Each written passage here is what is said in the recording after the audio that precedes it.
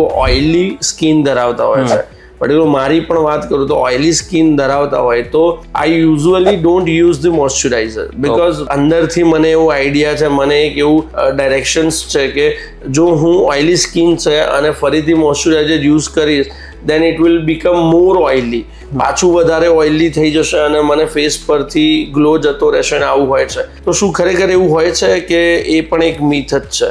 જો એમાં આપણે એવું કહી શકીએ કે પાર્શિયલી સાચું ને પાર્શિયલી ખોટું છે. ઓકે. એનું રીઝન એ છે કે ઓઇલ તમારી સ્કિન માટે એઝ અ બેરિયર ફંક્શન કામ કરે છે. ઓકે.